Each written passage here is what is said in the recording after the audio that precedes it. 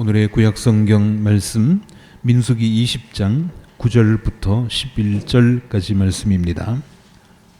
모세는 주님께서 그에게 명하신 대로 주님 앞에서 지팡이를 잡았다. 모세와 아론은 총회를 바위 앞에 불러 모았다. 모세가 그들에게 말하였다. 반역자들은 들으시오. 우리가 이 바위 위에서 당신들이 마실 물을 나오게 하리요. 모세는 팔을 높이 들고 그의 지팡이로 바위를 2번 쳤다.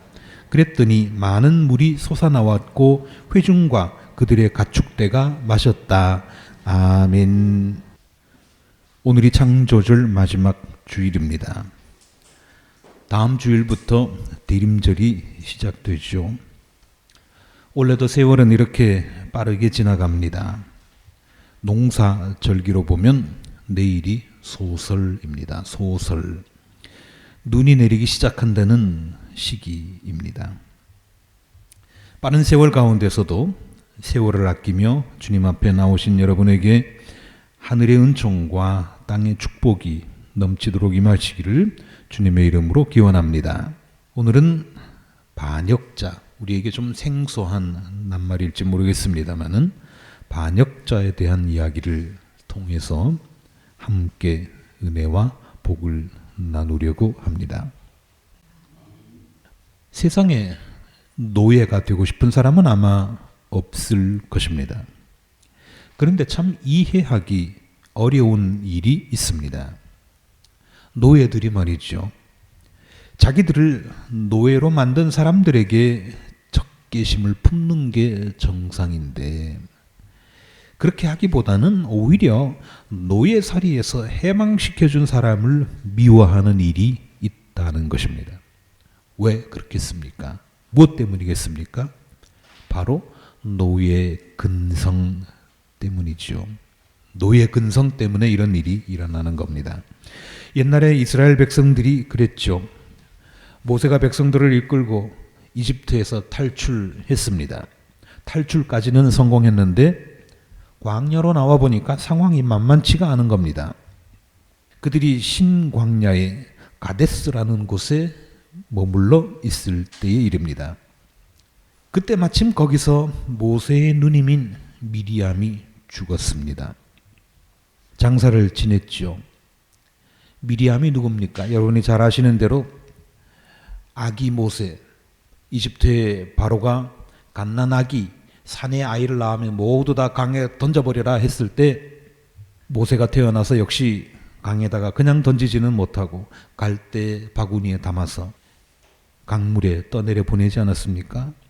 그때 갈대 상자에 담긴 아기 모세가 나일강에 빠져 죽을까봐 노심초사하며 강변을 따라 한 걸음 한 걸음 하염없이 내려갔던 그이가 바로 미리암 누나입니다. 마침 이집트의 공주가 모세를 건져냈을 때는 이때다 하고 유모를 소개시켜 준 사람이 또한 미리암입니다. 공주님, 제가 잘 아는 부인이 있는데 이 아이를 키우려면 유모가 필요하지 않겠습니까? 제가 하나 소개해 드려도 될까요? 그래, 한번 소개해봐라. 그래서 소개한 사람이 누구냐 하니까 바로 모세의 친어머니였습니다. 모세에게는 정말 소중한 피부치, 그이가 바로 미리암 누나였습니다. 물론 모세의 나이가 이때 벌써 많았지만 그러니까 그 누나는 더 많았을 거 아닙니까? 그런 누나가 세상을 떠났으니 모세의 마음이 얼마나 무겁겠습니까? 이때 이스라엘 백성들이 한자리에 모였습니다. 모세를 위로하려고 모였으면 얼마나 좋겠습니까? 그러나 그게 아니었습니다. 그 사람들은 모세를 비방하려고, 모세를 흔들려고, 모세를 그 자리에서 내려오게 하려고 모였습니다. 사람들이 참 못됐죠. 세상사가 다 이런 것 같습니다.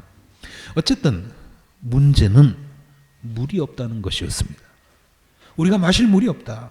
이거 모세 책임 아니냐? 아론 책임 아니냐? 그렇게 해서 한자리에 모였던 거죠. 사람들은 모세와 아론에게 이렇게 대들었습니다. 어쩌자고 당신들은 우리를 이 광야로 끌고 와서 여기에서 죽게 하는 거요. 여기에 먹을 양식이 있어, 마실 물이 있어. 그렇다고 농사를 지을 수나 있어. 이렇게 따졌습니다. 아니, 사막에 물 없는 것이야 당연한 거죠. 노예살이에서 해방돼서 도망치듯이 나온 사람이라면 어떻게 호의호식하면서 남부럽지 않게 그렇게 먹을 거, 마실 거, 쓸 거, 입을 거 그렇게 해가면서 살겠습니까? 고생할까 각오해야지 당연한 거죠. 이렇게 사막에 물 없는 건 당연한 일인데 그 정도 각오는 해야 되는 것이 마땅하지만 노예살이를 청산하는 게 어디 그렇게 쉽습니까? 백성들은 잡아먹을 듯이 모세에게 덤벼 들었습니다. 모세는 어떻게 해야 합니까? 하나님 앞에 엎드려야죠. 다른 방법이 없습니다. 그래서 하나님 앞에 엎드립니다. 기도합니다. 하나님, 제가 죽겠습니다.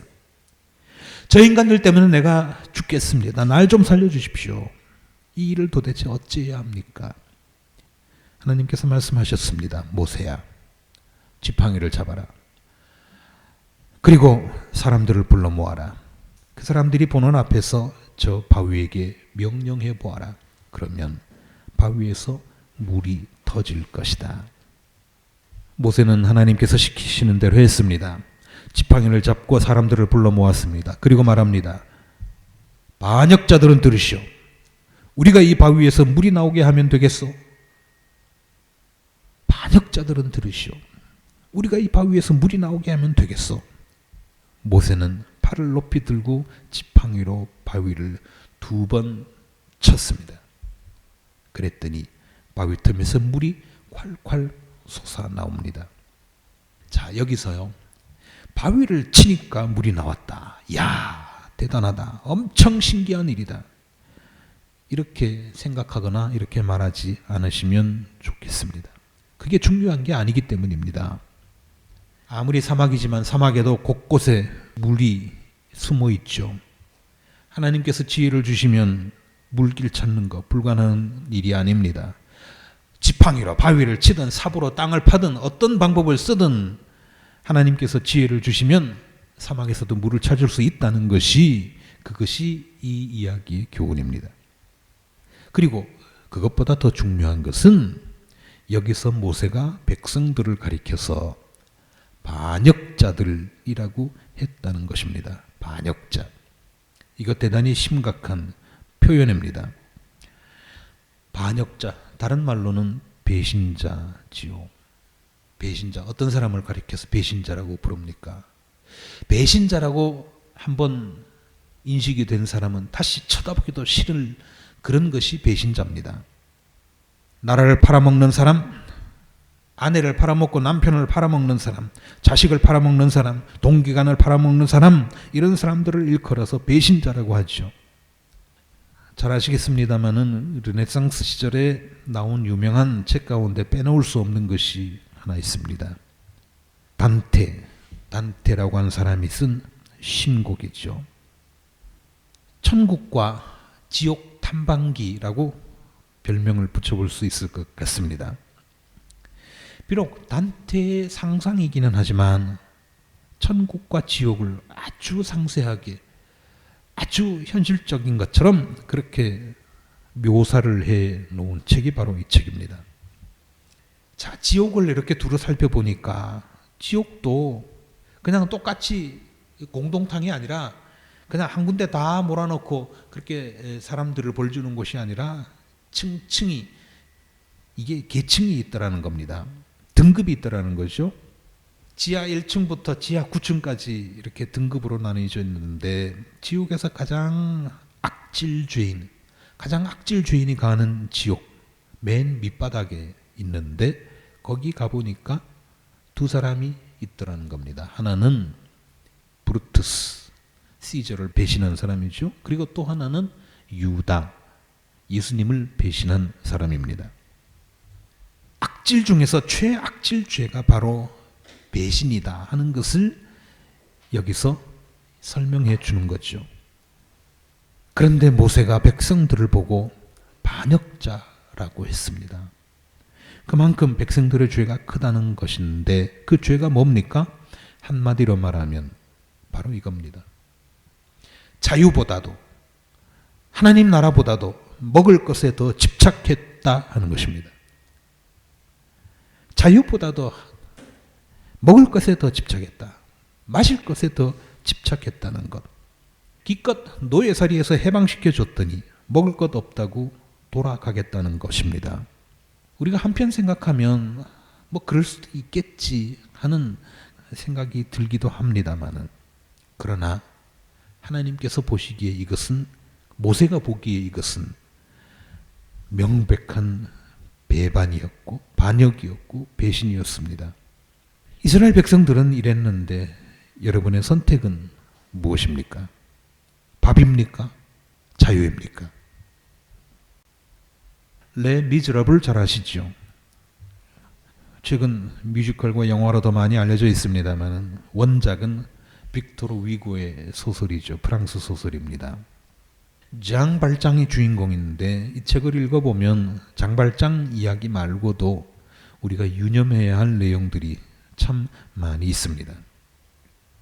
프랑스 혁명 즈음에 청년들이, 파리에 있는 청년들이, 대학생들이 모여서 토론을 합니다. 그 가운데서 나중에 장발장의 사위가 되는 청년, 마리우스라고 하는 청년이 있는데, 이 친구가 아직 세상 물정을 잘 모릅니다. 그래서 나폴레옹 체제를 옹호하면서 이렇게 말합니다. 그 당시 나폴레옹 대단한 인물 아니었습니까? 우리에게도 많이 알려진 그런 영웅적인 인물인데, 그때 일부 프랑스 사람들은 나폴레옹이 이렇게 우리를 잘 먹고 잘 살게 해주지 않냐 하는 그런 생각을 가졌습니다. 마리우스도 그런 생각, 비슷한 생각을 가지고 있습니다. 그래서 자기 동료들에게 이렇게 말합니다. 여러분, 황제의 제국에서 산다는 거, 이거 한 국민으로서 얼마나 빛나는 운명입니까? 나타났다 하면 천하가 굴복하고, 진군했다 하면 승전하고, 어느 나라든지 들어갔다 하면 왕조를 몰락시킵니다. 그렇게 해서 자리가 많이 생기니까 자신의 부하들에게 지휘자리를 하나씩 줄 수도 있습니다. 황제를 따라 공격하는 군대는 마치 신의 칼자루를 쥐기라 더한 듯 적을 두려움에 떨게 합니다. 이렇게 위대한 인물을 황제로 모시는 우리가 얼마나 자랑스럽습니까? 그분은 프랑스 제국을 로마 제국과 같은 위치에 세우고 있습니다. 그 덕에 우리는 대국이 되어 사방에 독수리를 날려보내듯 지상 구석구석에 대군을 날려보내고 정복하고 격파하여 승리합니다. 그 결과 우리는 유럽 유일의 금빛 찬란한 민족이 되었습니다. 이거야말로 정말 숭고한 일이 아니겠습니까? 이보다 더 위대한 게 뭐가 있겠습니까? 하고 열변을 토합니다. 일장 연설을 듣고 있던 동료 가운데 하나가 조용히 말했습니다. 이보다 더 위대한 일이 어디에 있겠습니까? 이 말에 맞받아서 이렇게 말합니다. 있지. 그건 자유를 얻는 일이야. 자유를 얻는 일이야. 비록 나폴레옹이 정복을 더해가면서 승리에 승리를 쌓아가면서 국력을 키우고 백성들의 배를 불려줄 수 있을는지는 모르지만 그보다 더 중요한 것은 자유를 얻는 일이다 이겁니다. 콩부페르라고 하는 친구의 말이었습니다. 이 한마디에 마리우스는 충격을 받았습니다. 자신의 생각이 짧았다고 하는 것을, 지평이 좁았다고 하는 것을 깨달았습니다. 이때부터 마리우스는 확실한 혁명 투사가 되기 시작합니다. 그 뒤에 그는 파리 시내에서 일어났던 민중혁명 때 목숨 걸고 싸웁니다. 물론 그의 목숨을 자기가 사랑하는 여자의 아버지인 코제트의 아버지인 장발장이 죽을 힘을 다해서 구해내 주지요. 그런 스토리가 이어지는데, 프랑스 혁명의 주제 그 가운데 하나가 바로 빵이냐 자유냐 이것이었습니다. 빵이냐 자유냐. 투쟁 끝에, 혁명 끝에 드디어 자유가 이겼습니다. 왕이나 황제가 다스리던 체제에서 이제 벗어났습니다. 그래서 국민이 주인인 공화정 체제가 그때부터 정착되었습니다. 프랑스의 민주주의의 역사가 이렇습니다. 이래서 프랑스는 그 누구도 못 건드리는 나라가 되었습니다. 그 사람들은요, 프랑스 민중들은요, 자기들의 왕을 단두대에 세운 사람들입니다.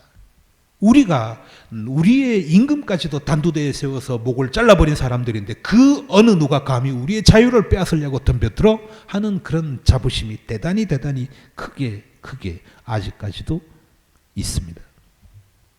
여러분은 어느 쪽을 선택하시겠습니까? 굶어 죽어도 자유를 찾겠다? 이겁니까?